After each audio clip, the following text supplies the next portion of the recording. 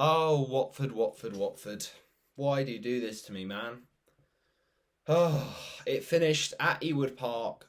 Blackburn Rovers 2, Watford nil. Honestly, probably my worst Watford viewing of all time. No, I'm joking. That was the unfortunate 8-0 defeat to Man City. No, honestly, based on championship matches, I don't think I've seen a worse Watford performance. That was so diabolically poor. We're going to go through the defeat to the Rovers, to the Blue and Whites, and pick out the bones of it. What went wrong? What do we need to improve ahead of Saturday's kickoff at home to Sunderland? And yeah, I felt like I hadn't done a away match review in a while, just because I've been busy getting ready for uni. I'm going in just under a week, so yeah, it's going to be very, very interesting. I'm going to be less available to do videos, simple as that. So the channel will decline and stop basically when I'm at uni. But I thought I'd just get a few more Watford reviews. I'll definitely be getting my Sunderland, I should say, match day vlog out. That'll probably be my last one for a while. So, make sure you tune in for that on Saturday. But yeah, I thought I'd review this game, mainly because of how poor it was. I mean, often when we play this poor, and it's watching it from my perspective is like, basically, it's like, it's absolutely painful. It's absolutely dragging the pain through the dirt, and it's like, I don't even know how to describe it. It is painful. It really is. And watching that game is painful, but it's important we reflect on it. And, sometimes I struggle to motivate myself to do reviews for such poor performances. There's nothing to say other than poo. But, we got to work out why it went wrong, because it's been a worrying trend recently for Watford. It's not been the perfect start to the season we were all hoping for. I mean, we looked at the fixtures at the start of the season. We thought tough first three against West Brom, Sheffield United, and Burnley. But that's not the point. It's been the start of these first 9 games has been very, very worrying. Performance-wise, we've just not looked confident in any of them, and we've relied on moments and basically incidents in a game that are a bit of magic, and that's exactly what happened under Vladimir Ivic and Xisco Munoz the last time we were in the Championship. We were just relying on these moments, and we got promoted. Luckily enough, we went on a run, but we've just got to rely that happens again, because right now I don't see us getting up. Right now I don't even know if we're competing with the playoff clubs right now, because we just don't seem to have a plan of what to do on the pitch. So if I had to sum up that performance in one word, then it's easy to find that word: disjointed. Disjointed with a capital D. I mean, there was no cohesion on Tuesday night, no sense of order and structure, and that building from the defence into the midfield, that kind of passing the play and moving up the pitch. There was no progression and there was no cohesion. The players didn't know what they were doing, and when they got the ball, they didn't connect the dots. They didn't link the passes. It was all just, I have the ball, I'm going to dribble with it. Oh, I've lost it. What a shame. Let's keep running around like headless chickens. It was so poor from Watford, and I don't know if that's Rob Edwards' fault. I don't believe it is, but the players have to know what they're doing, and they have to stick to that game plan better.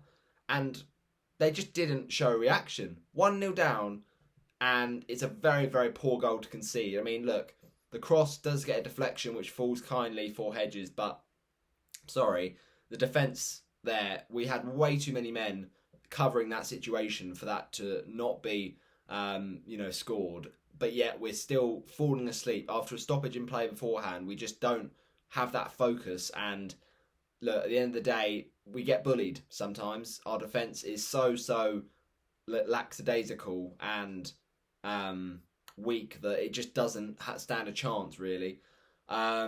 So you go 1-0 down in 38 minutes. It's awful to concede 77 minutes before half time.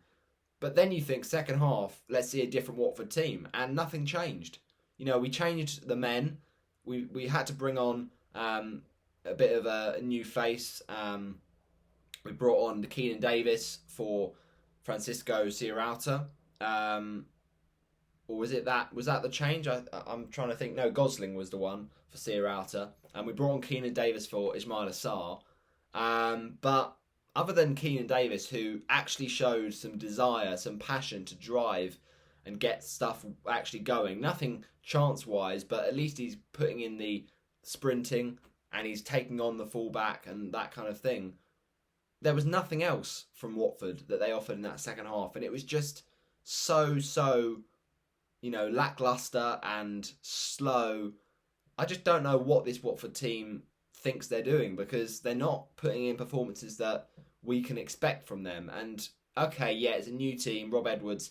We said about how we need to give him time to gel, and I agree with that. But these players are much better than they are performing and showing for the. They're better than the sum of their parts right now. So right now there is a massive underperformance in that respect, and Championship teams, they are not complicated. They will just figure you out if you are lacking, and we really are lacking at the minute. So yeah, poor defending for the first goal, but also very poor defending for the second. I mean, it's a fantastic finish from Dominic Hyam, the former Coventry City man. Look, it's a brilliant finish. It's basically a scorpion kick. Like it's unbelievable. The way he just extends his boot and gets it in behind his back is unbelievable.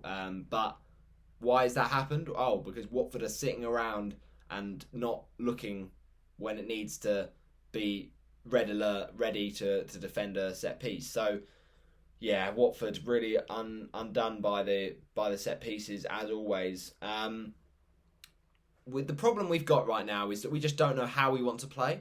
We don't know what the system is under Edwards. We don't know what the formation is. So it feels like every game, Edwards, bless him, he's trying his hardest, but the players don't seem to, if he's telling them what formation to play in, follow that advice, because every week we seem to be in a different formation. It's a 4-2-3-1, it's a 4-3-3, it's a 4-2-3-1, it's a 4-3-2-1. Like, it just changes every week. And therefore there's no consistency, no kind of rhythm and momentum that can be built up by that. So I don't know what the solution is. I feel we have to start Davis at home against Sunderland. Simple as that. He changed the game. I wouldn't say man of the match, because I still feel that man of the match on Tuesday was Daniel Bachmann. And obviously he bailed us out many times, but yet the Watford team didn't think, okay, we'll take that. Thank you very much, Daniel, and we'll make sure we don't, switch off again and have to get bailed out by you again, because eventually the pressure will tell and we'll concede. Instead, they should be thinking, right, let's now get a goal for ourselves. Let's actually create some chances. But oh my goodness me, that Blackburn goalkeeper might as well have set up a deck chair. He was that surplus to requirements on Tuesday. It was so disappointing from Watford. And we saw against Rotherham how we start so slowly, but yet we can't seem to get it out of our system. We cannot start a game with high tempo, high intensity. I mean, there was a break in the season with the postponement of games last weekend, and yet it looks like we've been playing week in, week out with how lethargic and slow and immobile that team is. Come on, you had a bit of time to recover. You had a bit of time to really, improve and learn from the mistakes of the Rotherham game. But there's no sense of development and learning here. I mean, the problem we've got is that ultimately the squad is thin. The transfer window was not ideal. I mean, Joao Pedro and Ismail Assar, the main pluses. To keep them was an unexpected and exciting boost. Whether he'll stay, Joao Pedro, I don't think in January is too good. And whether someone comes in for Ismail Assar is yet to be seen. But the point is, this Watford side, as good as they are individually, they don't come together and stick like glue. And sometimes I want to see a team, even if it's low on quality, provide that tenacious and battling attitude. Tom Cleverley shows it very often in a Watford shirt. Jeremy Ngakia, I thought, showed that when he was playing last night, and unfortunately had to go off injured. Hassan Kamara often shows that when he puts on a Watford shirt. He was injured. So injuries haven't helped. We had Keenan Davis and Courtney Hawes who have come into the side and looked really good. Of course, Hawes injured again ahead of that Blackburn game, and there's been a lack of match fitness for Keenan Davis. But, these players, it's not ideal with these injuries, but they're still good enough to play well. Ismail Assar was very, very quiet against Blackburn, and that's just a frustrating thing to see when we know how good he can be on his day, and you've got people like Vacuum Bio who, previous to this game has scored 2 goals in 2 games and then completely goes missing in this game. You just think, where's that level of consistency we can latch onto? And we just ultimately don't have the players to compete at the minute, and even the players to work in Rob Edwards' system. It seems like if he has a system, then he's not been given the right tools to use that from the transfer window. So we're working with, basically square pegs in round holes. But I say that, we don't even know what the size or shape of the holes are. At least when you've got makeshift players in different positions, you can kind of think, well, okay, that's our system. The players this week that are available, unfortunately, won't be perfect for it because we've got a few absentees. But at least we have a kind of base to go back on when those players come back from injury or suspension or whatever. But we don't even have that base. We are baseless. So we just don't even have the players to kind of fit the formula of whatever we're trying to do. Defensively, so weak down that right-hand side. The right-hand side of Watford, the left-hand side of Blackburn as they were attacking. And it was so obvious that Blackburn were using that and thinking, we'll exploit that as much as we like. Bless him. Jeremy Ngakia, for me, has not put a foot wrong in his Watford career. And he gets kind of thrown into the headlights and, thrown into the deep end like a rabbit in headlights this game by being played. Obviously, a lot of injuries at the start of the season. That's just unfortunate. But Mario Gaspar does not work at right wing back. So you're playing there. Hassan Kamara obviously out injured.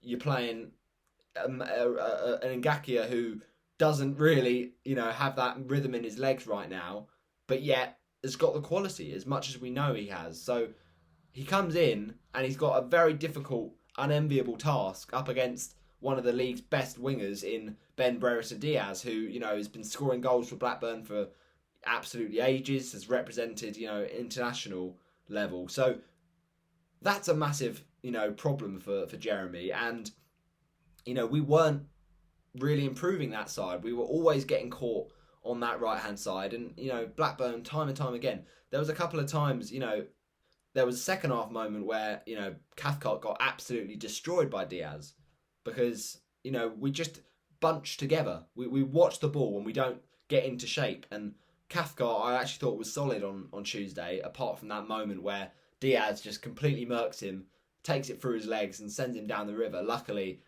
didn't lead to anything. But, defensively, we are so suspect and it's very, very worrying. And I thought Kayembe had one of his worst games in a Watford shirt because how many times did he give away the ball? And Pedro couldn't play well tonight, or Tuesday night, I should say, either. I thought he was really quite sloppy, giving away the ball a lot.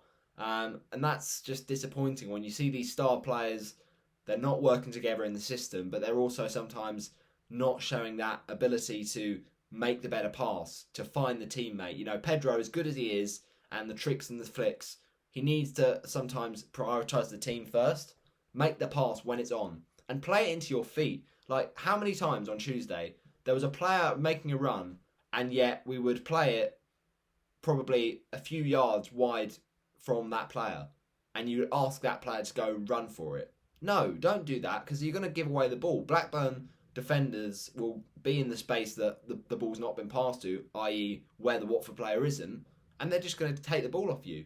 Play it into your feet. Play it simple. Little tiki-taka, get the ball moving quick. Don't want any of this lethargic side-to-side passing and then Blackburn get back in their shape. It's just, we need to be less predictable, and Blackburn read us like a storybook. And it's like, well, that's the game. That's the pattern of the game.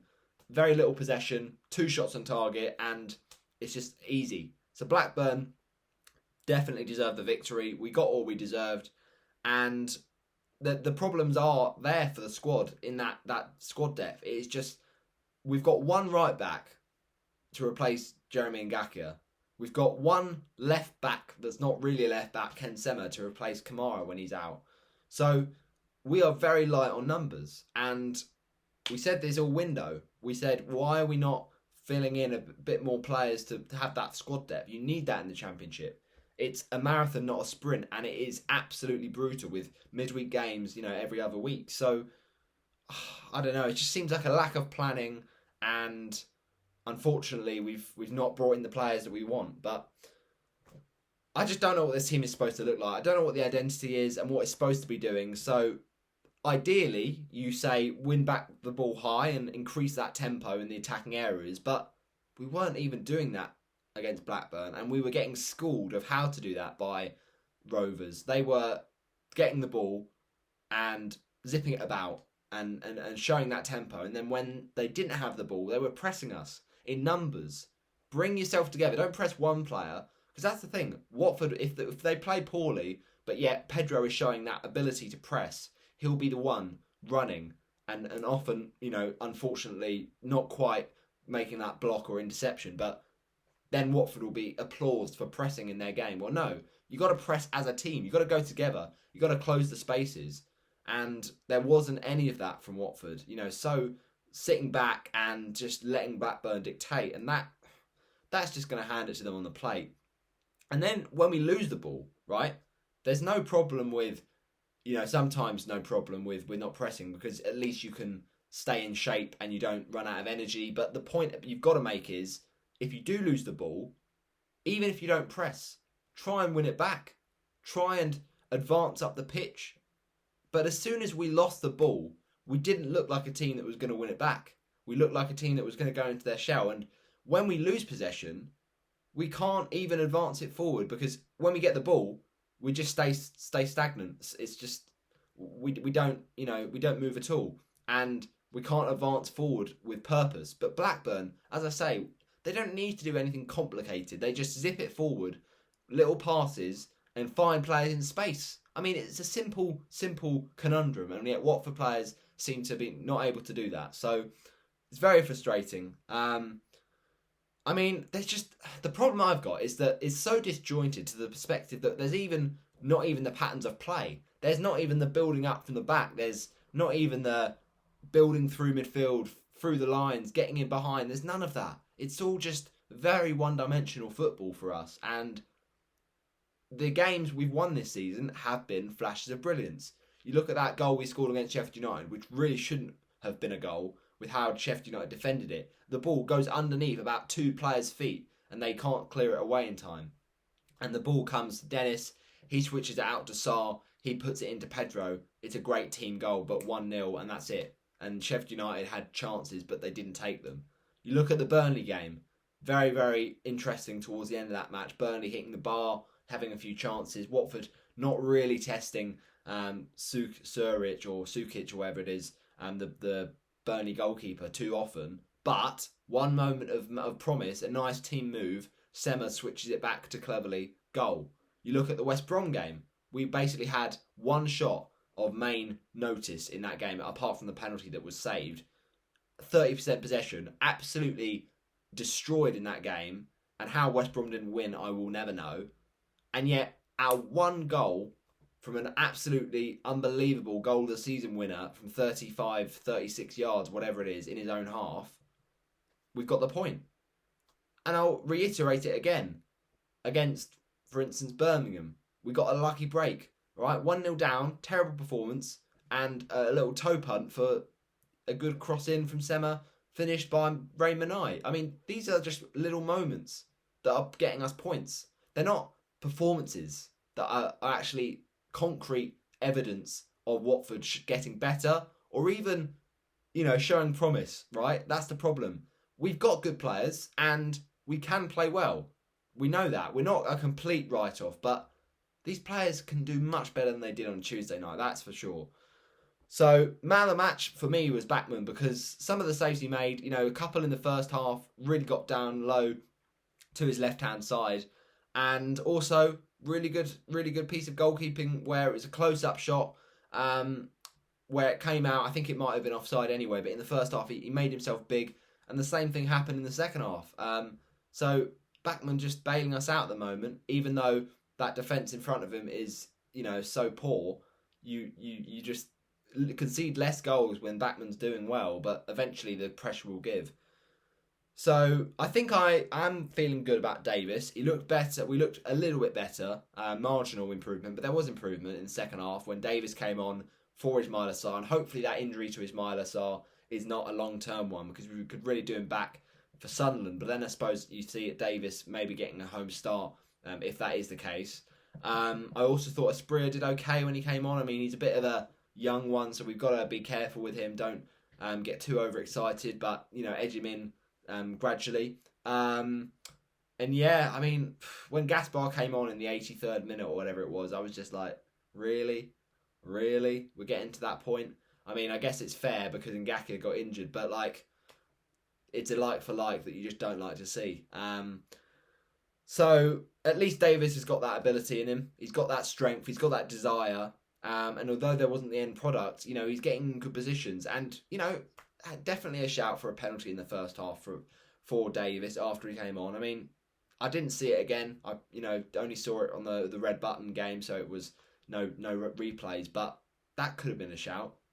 And then, of course, Watford put the ball in the back of the net. But unfortunately, the linesman flagged for offside. I don't think we would have deserved that goal. But Kabasele frustrated. I don't know. It seemed like a tight one, but I'm just going to trust the linesman on that one. So ultimately, I think you can see why we brought on Gosling. I don't know why Sierrata went off. I assume that was an injury, but it might not have been. Might have been tactical. It looked like we were just struggling to advance up the pitch. So maybe you think Gosling comes on for a bit more of a progressive and attacking-minded play, and we put Chowdhury into the back three. I mean, that's a risky move. Obviously, Chowdhury can do a job there, but he's better in the midfield where he's, just tackling. That's all he does, Chowdhury. He just tackles. Unfortunately, there was a few too many late challenges on Tuesday night, and I don't know how he didn't. Did he get booked? I thought he'd, put in a few bookable challenges, but in the end, actually, he didn't get booked. So it's pretty crazy, really. Got away with that, but Asprilla came on for him. So look, when it comes to it, not a great result, to say the very least, and very disappointing performance. And Bachmann at the end goes to the away fans, and fair enough. The fans are not happy with that. They've just travelled up the country to see that, and Xisco Munoz, funnily enough, the former Watford manager, was in attendance, and I bet he'll be feeling bad for the Hornets now. So look, it was not ideal. It's just I worry about the lack of chances we're creating. That Blackburn goalie had absolutely nothing to do. So how quickly can we now turn it around? Can we turn it around against Sunderland? Can we show some more ability and quality? And can we start a game better and sooner? Because honestly, we need something urgent in that game to give us a small chance. But we were absolutely nowhere near getting back in the game. So I just want to end it with this. The Pozzos is a very difficult one. And I know people that don't want him to stay. I think Edwards needs to be given the time, the chance to let himself change this team. And I want to see a reaction on Sunday, that's for sure. On Saturday, I should say, against Sunderland, not Sunday. But if you just sack off Edwards again, then it's just like, what's the point? Let's give Edwards time. Let's see through the issues and work on them and get better and develop. See it as clubs like Brighton, right? They weren't perfect from the start. And Graham Potter was losing a few games. They weren't scoring goals. But what did they do? They stayed patient. And then he developed a fantastic team. And now, of course, at Chelsea. So just shows sometimes patience goes a long way. It's only 9 games in. But the trend in the last kind of 3 or 4 matches is a very concerning one. So if we are going to get promoted, which is looking unlikely right now, then things have to change. And we have to see a bit more of a identity from Watford to create chances and ultimately compete. But we have been very, very much disappointed by that one. Let's wiped out of our minds. Look ahead to Sunderland, back at the Vic. Hopefully, some more home comforts for the Hornets. See you later. Thanks for watching.